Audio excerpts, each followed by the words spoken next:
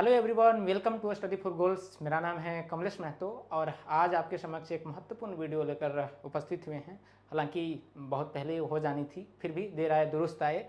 यदि आप झारखंड बीएड प्रवेश परीक्षा में उपस्थित होने जा रहे हैं, कल ही परीक्षा है ना, 21/4/2024 को एग्ज़ाम होनी है। तो जो अभ्यर्थी इस परीक्षा में शामिल होने जा रहे हैं उनके लिए बहुत महत्वपूर्ण है और मैं दावे के साथ कहता हूं कि यदि आप इस सेशन को देखकर जाएंगे तो बहुत सारे आपके प्रश्न हल हो जाएंगे, है ना, और एक आपको आउटलाइन भी मिल जाएगा, है ना। तो मुख्य रूप से हम इस वीडियो में जो बात करेंगे वो बात करेंगे टीचिंग एप्टीट्यूड, जिसका आप जानते हैं बढ़िया अच्छा खासा वेटेज है, 40 प्रश्न इससे पूछे जाएंगे और ये एक बहुत बड़ा डिसाइडिंग कह सकते हैं कि ये पोर्शन होगा आपके इस एंट्रेंस में अच्छा रैंक लाने के लिए, है ना। तो चलिए बिना विलंब किए हुए शुरू करते हैं आज के प्रश्नों को। जरूर देखिएगा यह वीडियो, आप लोगों से गुजारिश है, बहुत काम की होने वाली है वीडियो। चलिए शुरू करते हैं। तो टीचिंग एप्टीट्यूड को ही हम देख रहे हैं। जो हिंदी में टर्म है उनको इंग्लिश में भी समझाने की कोशिश करूंगा मैं। दरअसल ये है कि हिंदी में थोड़ा कई बार टफ हो जाता है ना, तो उसको भी ध्यान रखिएगा। और मेरी सलाह होगी कि जब आप इन प्रश्नों को हल करेंगे तो अंग्रेजी के टर्म्स को जरूर देख लीजिएगा, एक नहीं दो बार प्रश्न पढ़िएगा, है ना। और भी मैं कुछ सुझाव दूंगा, लेकिन उससे पहले हम प्रश्नों को हल कर लेते हैं ताकि आपके पास चूंकि आपके पास समय नहीं है तो आप ये ना लगे कि मैं आपका समय खराब कर रहा हूँ ना, तो आप डायरेक्ट कुछ लेकर जाएँ, कुछ आपके एग्जाम में कंट्रीब्यूट कर पाएँ इस वीडियो के माध्यम से। यही मेरी कह सकते हैं कि यही मैं चाहता हूँ। चलिए, तो सबसे पहले है अभिवृत्ति। अभिवृत्ति को कहते हैं हम इंग्लिश में, मैं थोड़ा थोड़ा समझाते चल जाऊँगा ताकि एटीट्यूड, है ना, एटीट्यूड कहते हैं। तो हम जब टीचिंग के क्षेत्र में एटीट्यूड की बात करते हैं तो उसका मतलब क्या है। और जितने भी मैं प्रश्न बना रहा हूँ ये सब पूर्व कह सकते हैं कि पूर्व की परीक्षाओं में, पूर्व की प्रवेश परीक्षाओं में पूछी गई हैं, है ना। तो इसलिए प्रश्नों का कह सकते हैं कि विश्वसनीयता तो है, इन्हें आप टाल नहीं सकते। इनके आधार पर मैं और भी कुछ कॉन्सेप्ट बताऊंगा। तो जो एटीट्यूड है यह क्या है, अभिवृत्ति है क्या है। एक भावात्मक प्रवृत्ति जो अनुभव के द्वारा संगठित होकर किसी मनोवैज्ञानिक वस्तु के प्रति पसंदगी या नापसंदगी के रूप में प्रतिक्रिया करती है। क्या यह है एटीट्यूड की परिभाषा। या दूसरा कह रहा है कि एक ऐसी विशेषता जो व्यक्ति की योग्यता का परिचायक है, जैसे किसी प्रदत्त क्षेत्र में विशिष्ट प्रशिक्षण ज्ञान अथवा कौशल से किया जा सकता है। व्यक्ति को तीसरा है व्यक्ति को बीजभूत क्षमता जो कि विशिष्ट प्रकार की होती है।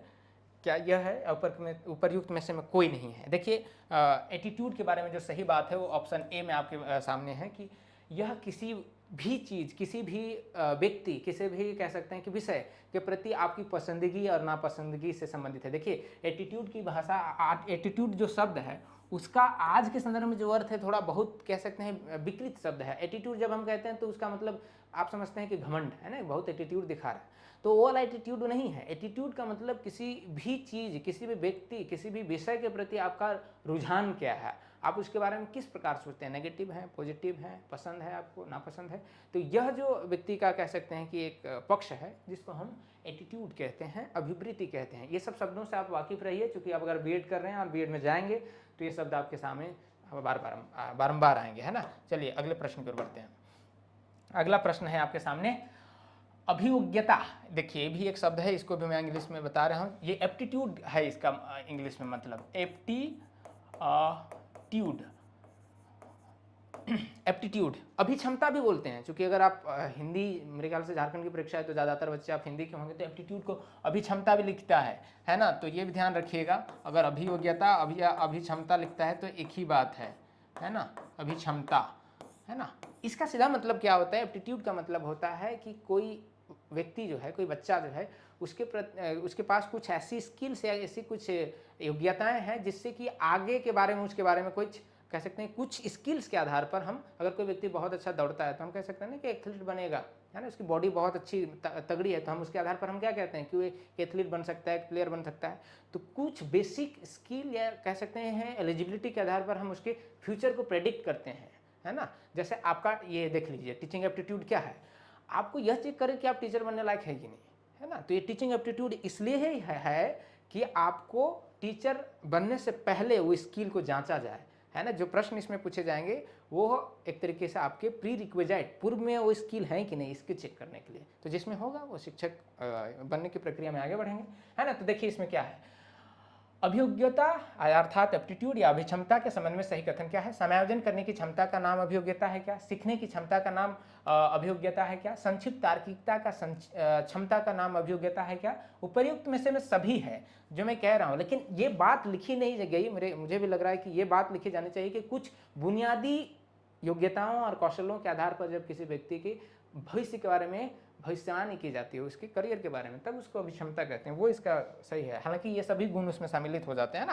तो चलिए आगे बढ़ते हैं तीसरे प्रश्न की ओर। 40 प्रश्न होंगे जो कि कह सकते हैं कि मोस्ट एक्सपेक्टेड हो सकते हैं। अगला प्रश्न है, यह निम्नलिखित में से कौन सी अभिवृत्ति का विशेषता नहीं है? अभिवृत्ति देखिए बार बार ये शब्द आ रहा है, क्योंकि आपका टीचिंग एप्टीट्यूड का ही ये पेपर है तो आएगा ही। तो फिर से ये एटीट्यूड अभिवृत्ति है ना, हाँ एटीट्यूड, यह प्रेरणात्मक होती है। क्या लिखा है इसमें? नहीं है। एक बहुत इंपॉर्टेंट चीज़ ये वाला, आप जब पेपर सॉल्व कर रहे होंगे तो मेरी राय एक जरूर मानिए कि क्वेश्चन को कम से कम 2 बार पढ़िए, 3 बार पढ़िए। यदि आपको ऑप्शन न समझ में आ रहा हो तो जरूर प्रश्न को 2 बार पढ़िए, 3 बार पढ़िए। नहीं तो कई दफ़े जब हम बिना इसको देखे बस की अभिक्षमता जैसे अभिवृत्ति आ गया, उसके बाद हम इसका सही ढूंढने लग जाते हैं जबकि पूछा गलत था, है ना। तो ये सब सिली मिस्टेक्स मत करिएगा। आप ध्यान रखिएगा, इसमें पूछा है कि इनमें से कौन एटीट्यूड की विशेषता नहीं है? Which one of these are not the characteristics of attitude? इसमें कौन कैरेक्टरिस्टिक नहीं है? तो यह प्रेरणात्मक होता है, मतलब क्या यह मोटिवेशनल होता है, यह हमारे व्यवहार को आधार होता है, मतलब क्या यह हमारे जो बिहेवियर है उसका बेस होता है एटीट्यूड, यह अस्थाई होता है, यह सीखी जाती है। हाँ, ये सीखी जाती है, ये बात भी सही है। अस्थाई होता है क्योंकि आप किसी चीज़ के प्रति मान के लिए आपका रुझान गलत है, एटीट्यूड बुरा है, तो लेकिन आप सीख के उसको सुधार सकते हैं, इसलिए यह अस्थाई भी होती है और सीखी जा सकती है ना, सीखी जा सकती है। लेकिन यहाँ आपका व्यवहार का आधार नहीं होता, ये प्रेरणात्मक भी होती है लेकिन आधार नहीं होती। तो इसलिए आपका ऑप्शन नंबर बी जो है इसका सही उत्तर होगा, नहीं पूछा है ना। चौथे प्रश्न की ओर देखिए। एक शिक्षिका, इस तरीके के बहुत सिचुएशनल क्वेश्चन पूछे जाएंगे कि आप खुद को एक टीचर के रूप में जब प्रेजेंट करेंगे तो आपके सामने कुछ परिस्थितियाँ होंगी, उसमें आप कैसे एक बेटर टीचर के रूप में आप प्रेजेंट कर पाएंगे। तो देखिए चौथा क्वेश्चन है, एक शिक्षिका अपनी प्राथमिक कक्षा में प्रभावी अधिगम को बढ़ा सकती है। देखिए यहाँ अगर ये शब्द नहीं जानते, अधिगम का मतलब लर्निंग है, लर्निंग सीखना है ना। तो ये चूंकि साइकोलॉजिकल टर्म है तो इस सबको ऐसे ही पूछेगा। इंग्लिश में देखिएगा लर्निंग लिखा रहेगा, इसलिए मैं कह रहा हूँ कि अंग्रेजी के टर्म जरूर देखिएगा, दोनों बाइलिंगुअल पेपर होते हैं तो हिंदी इंग्लिश दोनों देखिएगा। एक शिक्षिका अपनी प्राथमिक कक्षा ध्यान रखिएगा 1 से 5 कक्षा में प्रभावी अधिगम को बढ़ा सकती है। कैसे? अधिगम में छोटी छोटी उपलब्धियों के लिए पुरस्कार देकर, ये बात सही है, इसमें कोई दिक्कत नहीं। ड्रिल और अभ्यास कर, बिल्कुल हम ड्रेस वगैरह कराते हैं, इसमें भी कोई दिक्कत नहीं है। अपने विद्यार्थियों में प्रतियोगिता को प्रोत्साहन देकर, बिल्कुल कुछ हद तक। विषय वस्तु को विद्यार्थियों के जीवन के साथ संबंधित करके, ये भी सही है। आप बताइए कि अब फिर क्या किसको आंसर चुने? हम सब तो चारों का सही बता दिए। देखिए ये आप जब बीएड में हैं और आप सीटेट में जाएंगे तो आपको हर क्वेश्चन सही लगेगा और हर ऑप्शन सही लगेगा, लेकिन इसमें क्या करना होता है एक विद्यार्थी को कि इसमें सबसे बेहतर कौन है, उसको चयन करना है। ये भी है, लेकिन देखिए आप अगर थोड़ा सा एजुकेशनल पॉलिसीज़ वगैरह को या फिर उनकी जितनी भी नीतियाँ बनी हैं उसको थोड़ा समझेंगे तो आप इस चीज़ को और बेहतर समझेंगे जब बीएड में जाएंगे। लेकिन मैं अभी बता देता हूँ कि इसमें क्या आप चुनेंगे।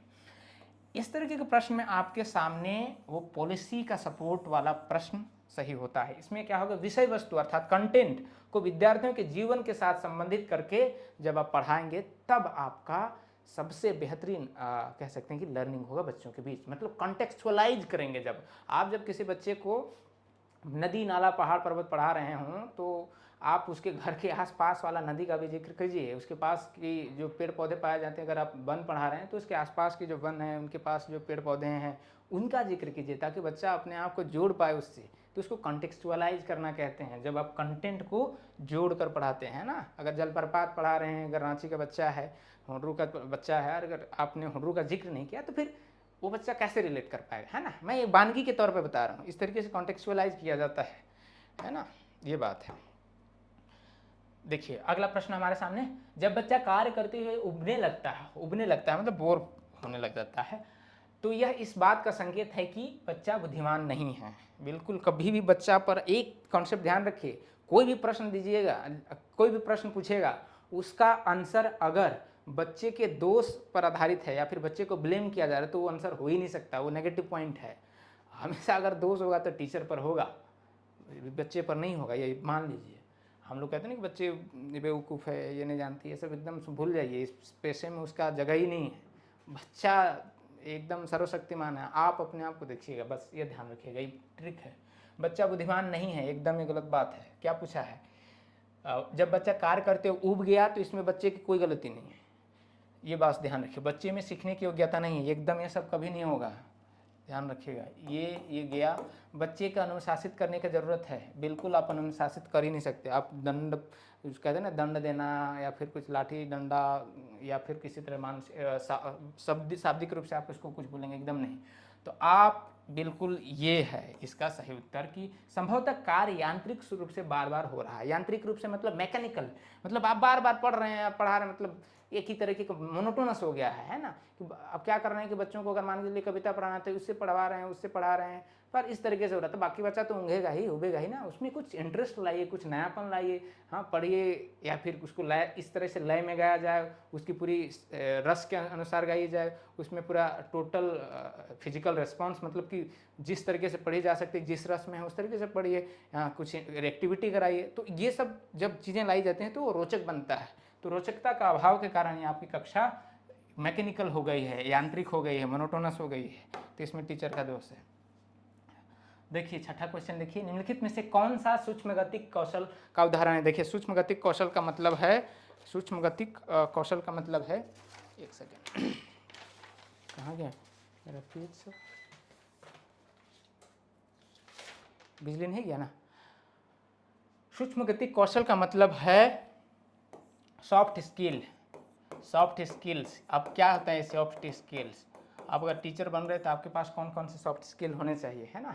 तो सॉफ्ट स्किल का सीधा सीधा मतलब है, इसको कोर स्किल्स भी कहते हैं या फिर एसेंशियल स्किल्स भी कहते हैं, है ना। तो ये किसी भी प्रोफेशन में जब जाते हैं तो उसके जो कोर स्किल्स होते हैं उसको सॉफ्ट स्किल कहते हैं।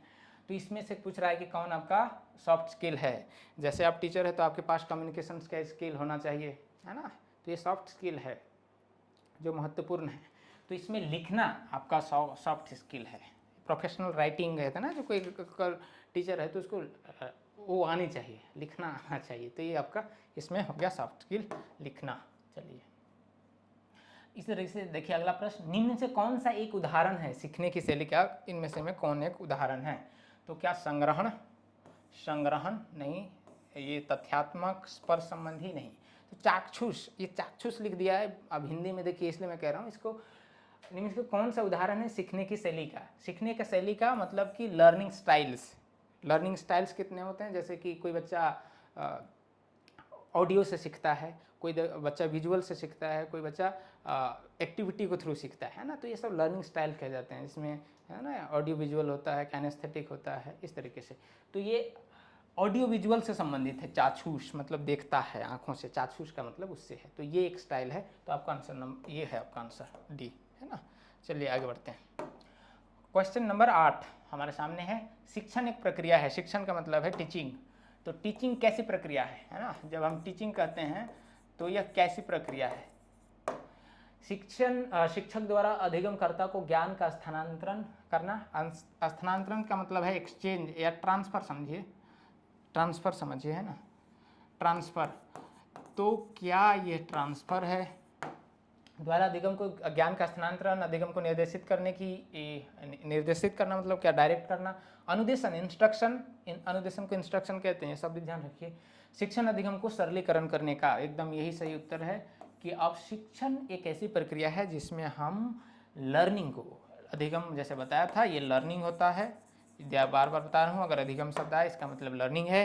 तो टीचिंग का ओवरऑल मतलब बस इतना है कि जो देखिए कंटेंट तो हर जगह उपलब्ध है भाई, है ना।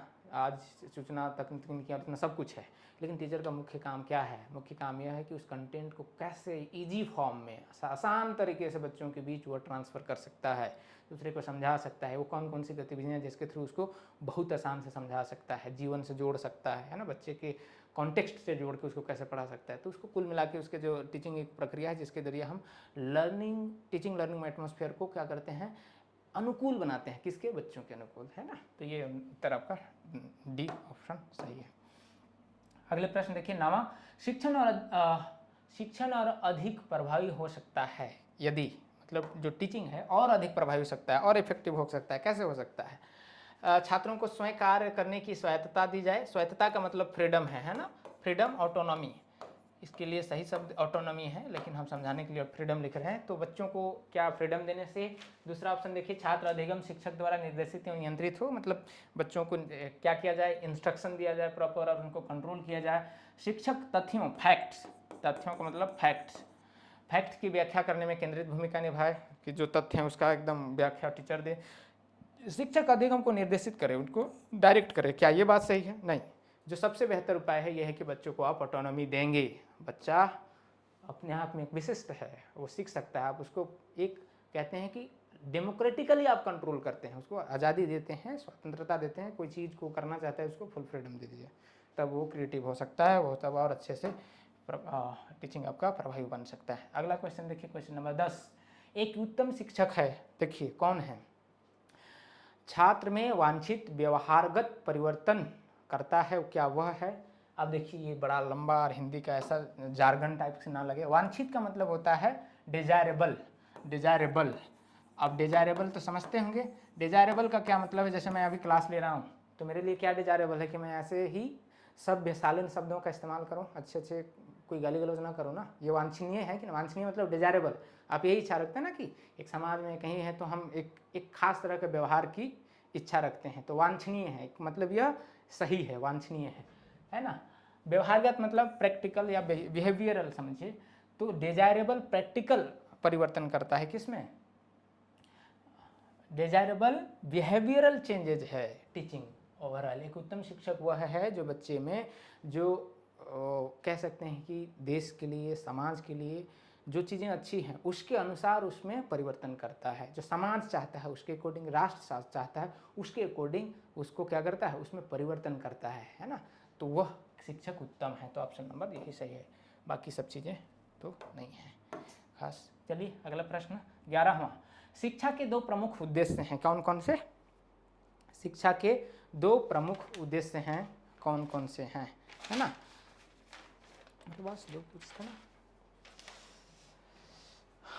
शिक्षा के दो प्रमुख उद्देश्य, बालकों में विषयों का ज्ञान एवं उनसे उनका मानसिक विकास। नहीं, बिल्कुल भाई, केवल इतना बात नहीं। विषयों का ज्ञान देना व परीक्षा को तैयार करना, विषयों का ज्ञान देना व उसको क्या लिखा है भाई, एक सेकेंड। हाँ, पहला है कि हाँ, शिक्षा के दो प्रमुख उद्देश्य क्या हैं? तो बालकों में विषय का ज्ञान देना और मानसिक विकास करना, विषयों को ज्ञान देना व परीक्षा के लिए तैयार करना, विषयों का ज्ञान देना व उसको काम कराना, ऐसा कुछ था। विषयों को ज्ञान देना व व्यावसायिक, यहाँ व्यवसाय होना चाहिए कायदे से, व्यवसाय कौशल का विकास करना। तो ओवरऑल अगर हम देखें तो हम टीचिंग का जो ऑब्जेक्टिव है वो दो है। और कौन सा है?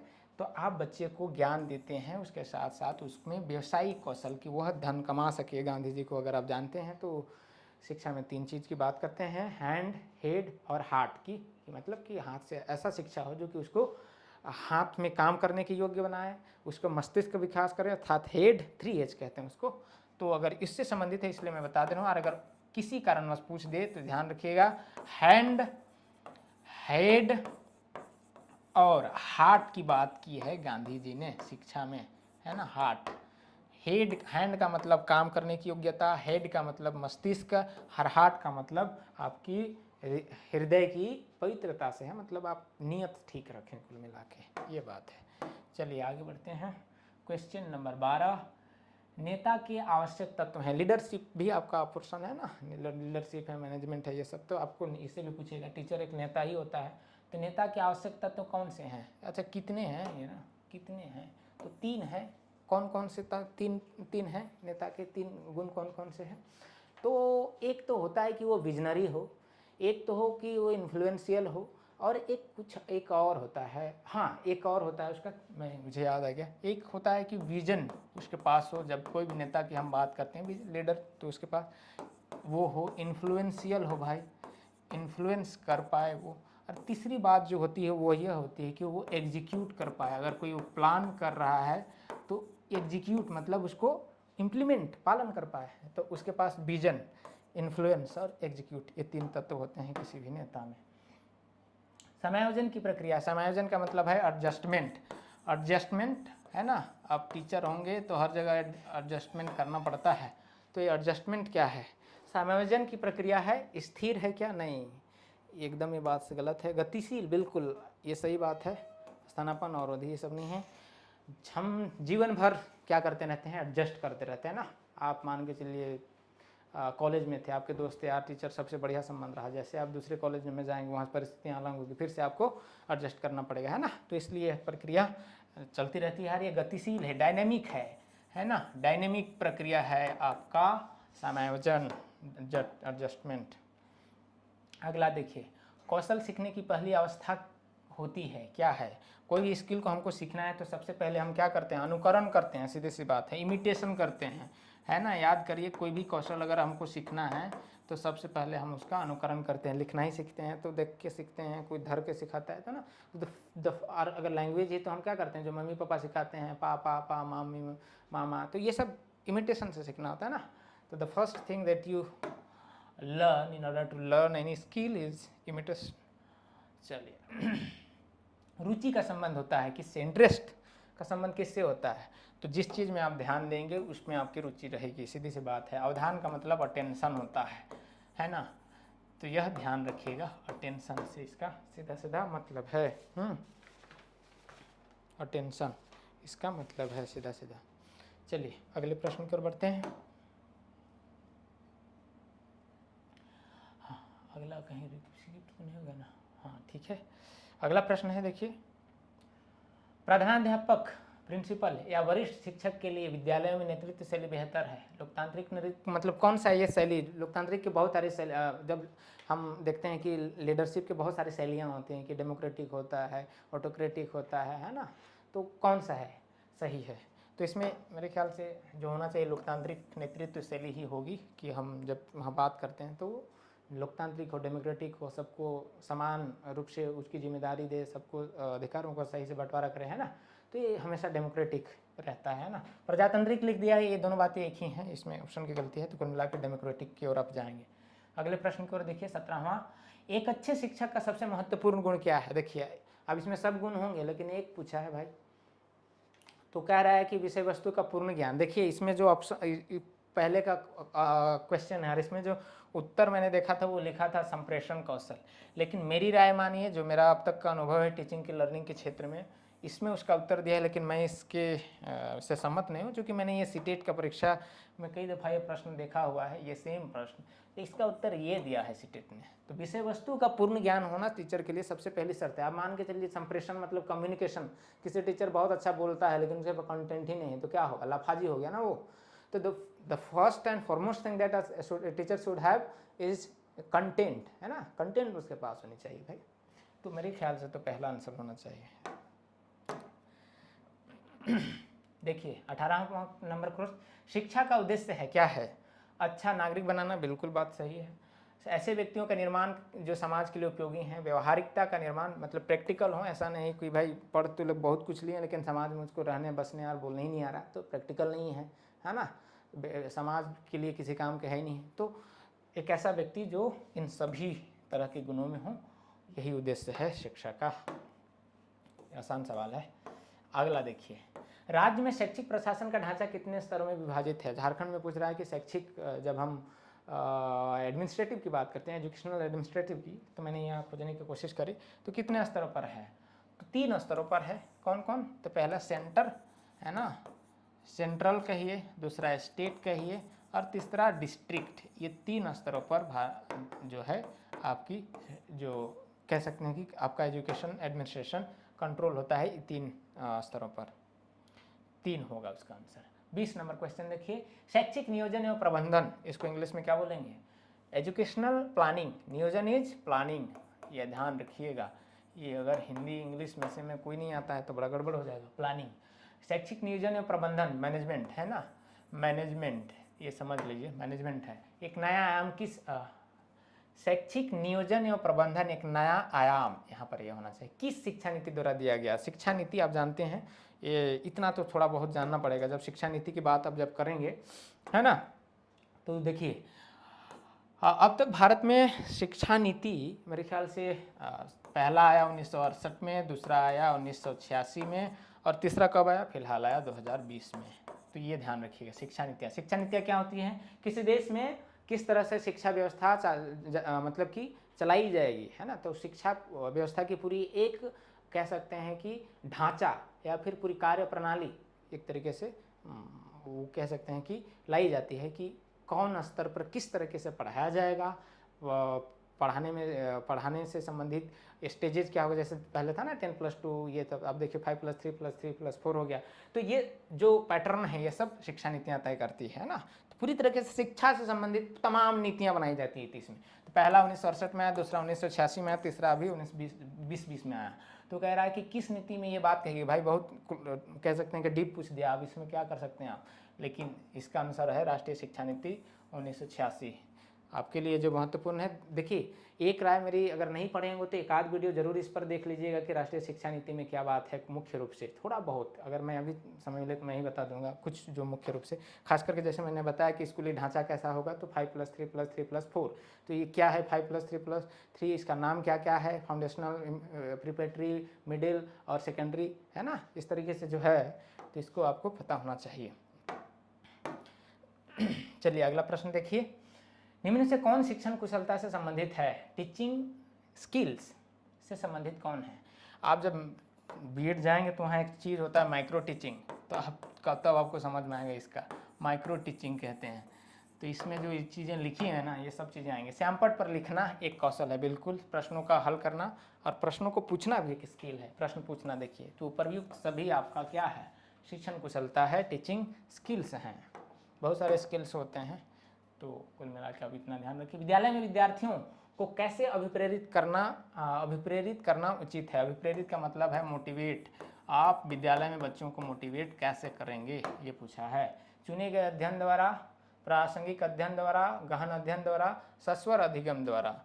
तो आप अगर मोटिवेट करना चाहें, मैं क्या कर रहा हूँ बार बार, तो इसका सही उत्तर है कि सस्वर, मतलब कि आप जब बच्चे को मोटिवेट करेंगे तो आप उनको बोल के, कम्युनिकेशन के थ्रू, है ना, थ्रू कह सकते हैं कि और voice you can motivate them.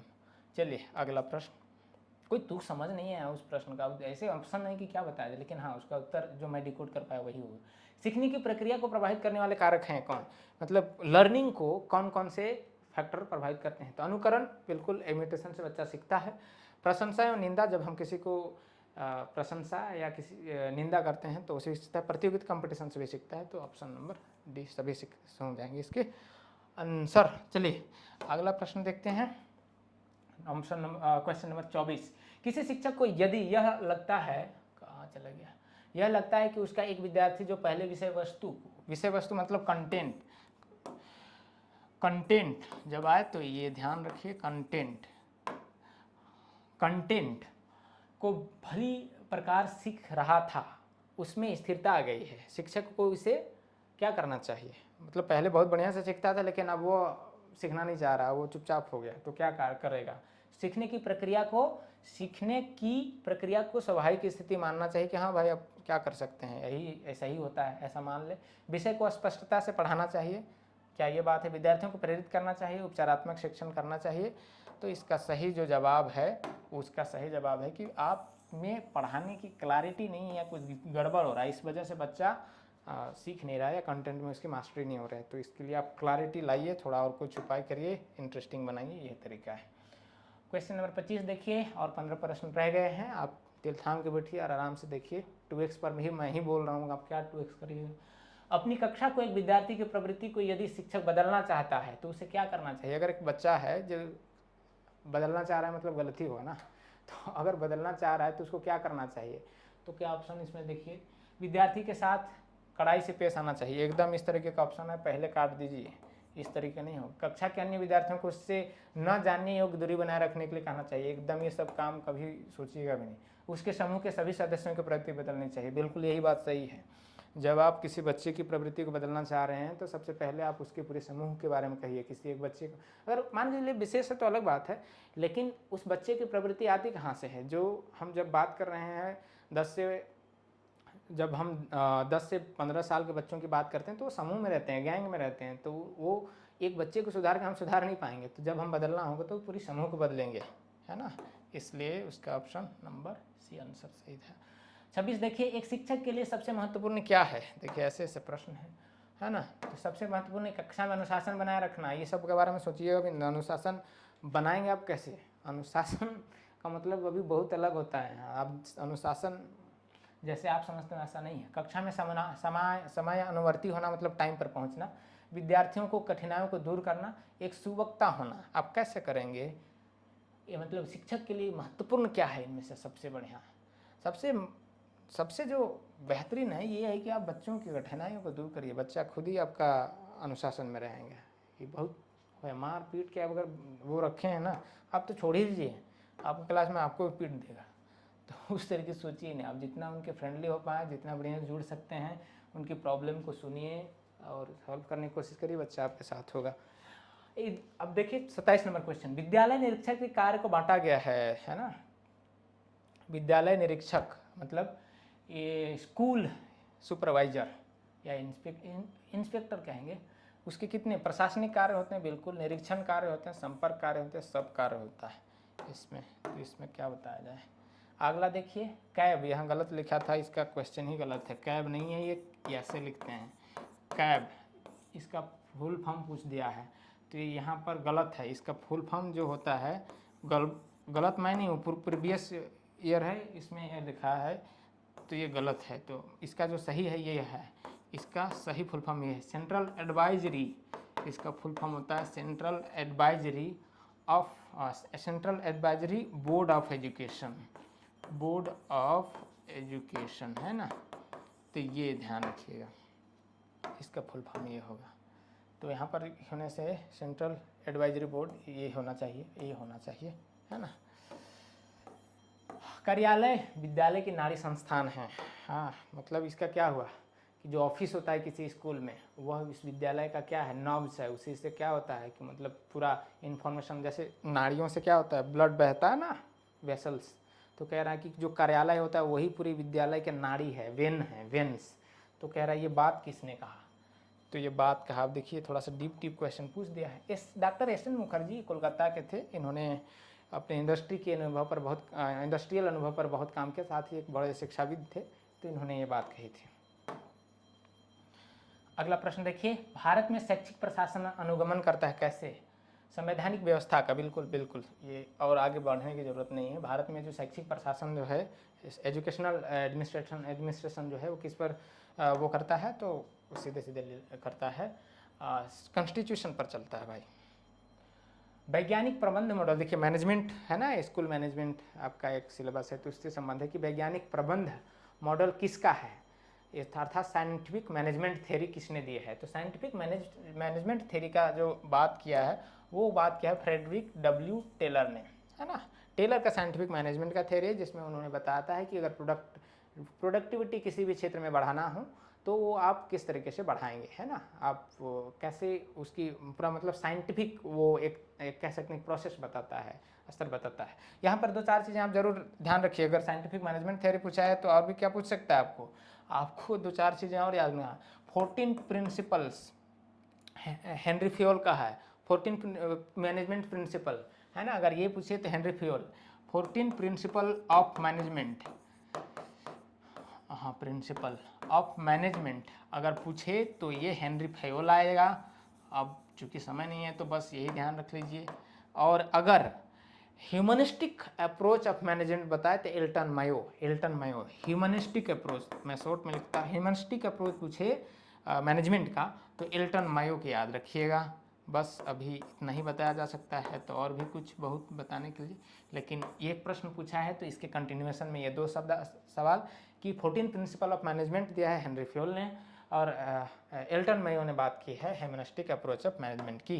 ठीक है, आगे देखिए, नेतृत्व मापन का कार्य होता है अधीनस्थ का व्यावसायिक विकास करना, संस्था का विकास करना, कर्मचारियों का प्रबंध जिससे उनके समय समस्याओं कौशल का बेहतर उद्देश्य की प्राप्ति हेतु उपयोग संस्थागत उद्देश्य की किया जा सके। तो ये कुल मिला के इस तरह के ऑप्शन में आप प्रयुक्त सभी के साथ जाएंगे, ये कुल मिला के इसका आंसर यही डी होगा। देखिए 33 नंबर, प्राथमिक स्तर पर एक शिक्षक में निम्न से किसे सबसे महत्वपूर्ण विशेषता मानना चाहिए? प्राथमिक स्तर का कोई टीचर है तो इसमें से इन जो विशेषताएं दी गई हैं इनमें सबसे महत्वपूर्ण क्या है? शिक्षक पद्धतियों और विषयों के ज्ञान में दक्षता, अति मानक भाषा में पढ़ाने में दक्षता ना है। मानक भाषा मतलब स्टैंडर्ड लैंग्वेज। अरे बाप, छोटा बच्चा सबको अगर स्टैंडर्ड लैंग्वेज में बात करिएगा तो भाग जाएगा, है ना। तो पढ़ाने की उत्सुकता, धैर्य और दृढ़ता। तो सबसे जो महत्वपूर्ण बात है वो धैर्य और दृढ़ता। जब आप बच्चा को पढ़ाएंगे ना तो हालत ख़राब कर देता है छोटा वाला बच्चा सब। ऐसे ऐसे प्रश्न पूछता है कि एकदम नानी याद आ जाती है ना। तो सबसे महत्वपूर्ण जो होता है उसके पास कि पेशेंस हो तभी आप कर पाएंगे। चलिए चौथा 34 नंबर प्रश्न देखिए। शिक्षक एवं विद्यार्थी के मध्य संबंध होना चाहिए। कैसा? गुरु शिष्य वाला। तो स्नेह का, बिल्कुल, विश्वास का, सम्मान का, ये सभी। 35 नंबर क्वेश्चन, बच्चा किस प्रकार सीखता है? कैसे सीखता है? पुस्तक पढ़कर, परिचर्चा द्वारा, प्रश्न पूछकर, कई प्रकार से। तो कई तरीके हैं भाई, जैसे लर्निंग स्टाइल्स मैंने बताया ना, ऑडिटरी है, विजुअल है, कैनेस्थेटिक है, इस तरह कई तरीके से सीखते हैं। तो उसका इसमें ऐसे इस तरीके क्वेश्चन पूछी नहीं जाने चाहिए, लेकिन प्रीवियस में क्या करूं, तो इन सब तरीकों से सीखता है। तो ऑप्शन नंबर डी है इसका सही आंसर।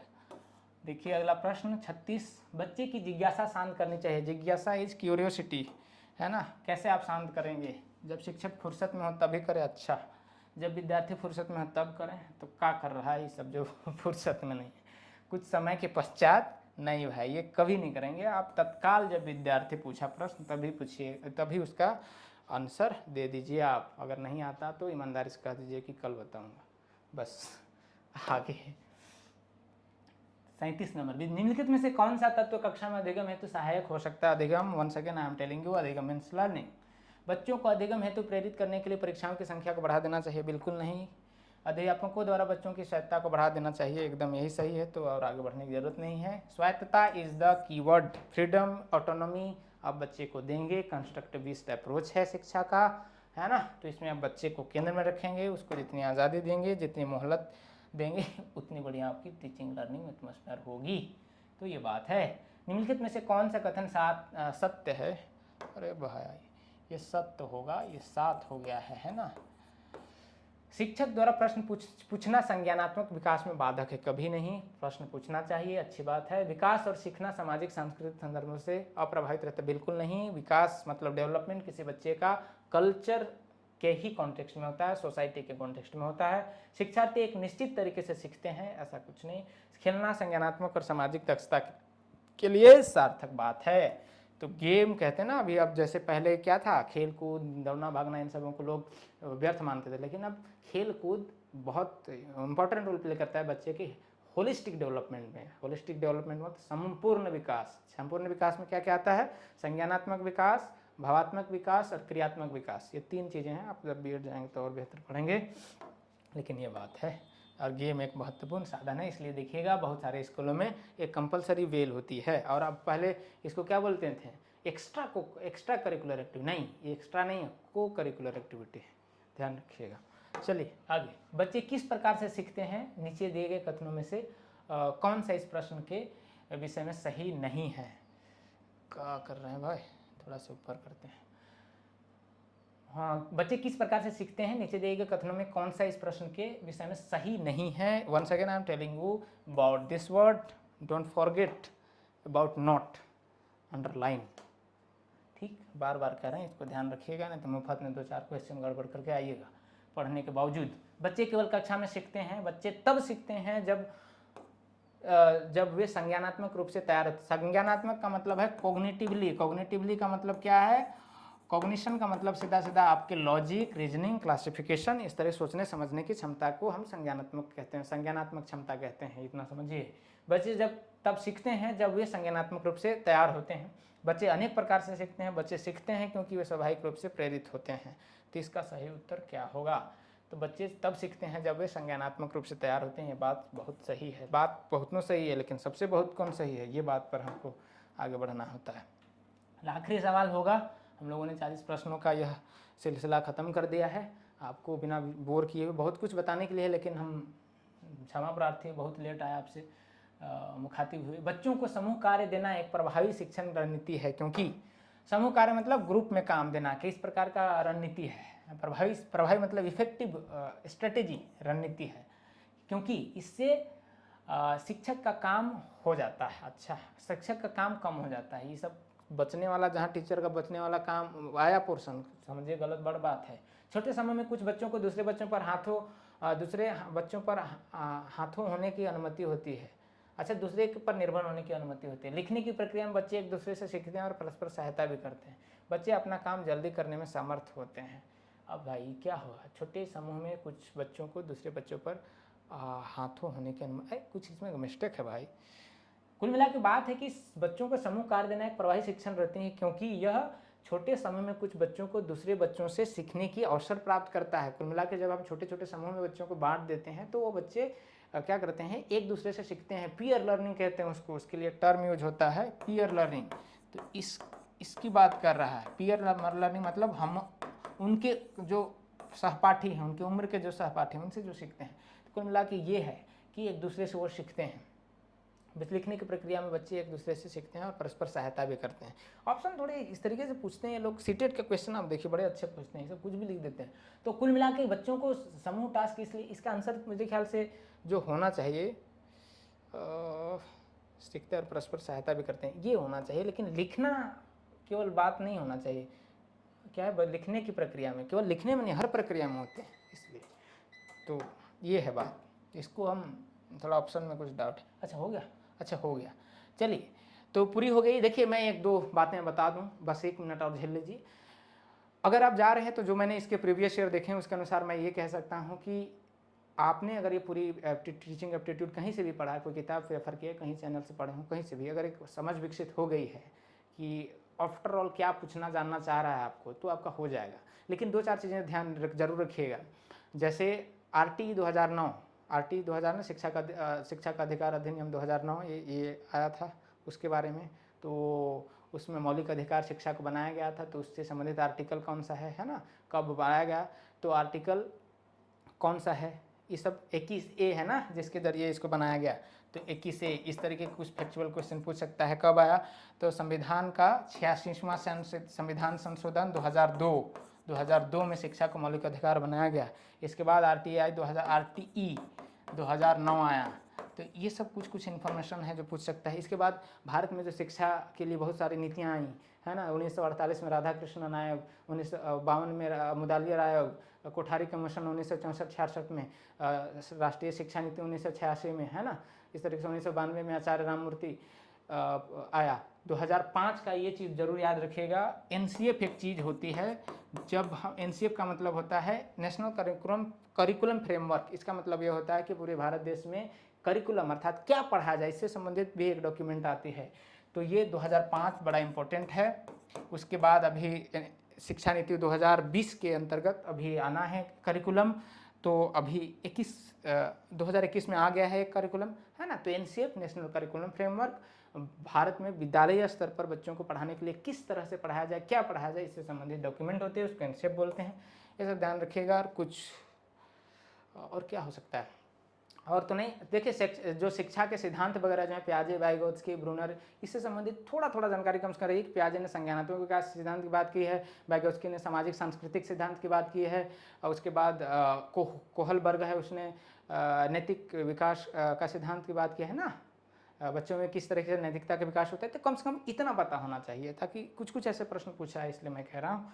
और बाकी ऐसा कुछ है नहीं। भारत के शिक्षाविदों को थोड़ा सा गांधी को बारे में पता होना चाहिए कि उसने परिभाषा क्या दिया, फिर विवेकानंद ने क्या कहा, टैगोर ने क्या कहा, तो थोड़ा पता होना चाहिए। अगर नहीं किए तो इतना देख लीजिए। जैसे गांधी ने क्या कहा, education I mean the whole round development of mankind, that is hand, heart and hand. तो ये 3 H की बात बोला, जैसे कि गांधी ने। अब जब विवेकानंद की बात करेंगे तो क्या कहेगा, education is the manifestation of your power that is already with in you, है ना। तो शिक्षा वह है अपनी आंतरिक शक्तियों का प्रकटीकरण है, ये विवेकानंद कहते हैं, है ना। टैगोर प्राकृतिक नेचुरल एटमॉस्फेयर में एजुकेशन की बात करते हैं। तो इस तरीके से चीज़ों को आप थोड़ा बहुत ध्यान रख सकते हैं। ऐसे ही पूछा जा सकता है ज़्यादा से ज़्यादा, बाकी ज़्यादातर आपको एप्टीट्यूड से संबंधित क्वेश्चन होंगे। तो ठीक है, इतना सा अपनी तरफ से कोशिश थी कि आपको कुछ हेल्प किया जाए। तो बस आपको वीडियो अच्छी लगी हो तो लाइक कीजिएगा, शेयर कीजिएगा, और शेयर ज़रूर करिएगा जो लोग परीक्षा में उपस्थित हो रहे होंगे, है ना। और कमेंट कीजिएगा, अपनी प्रतिक्रियाएं देंगे और अच्छी लगी हो तो ज़रूर हमें और भी कुछ सुझाव देना चाहें तो दीजिएगा ज़रूर। धन्यवाद।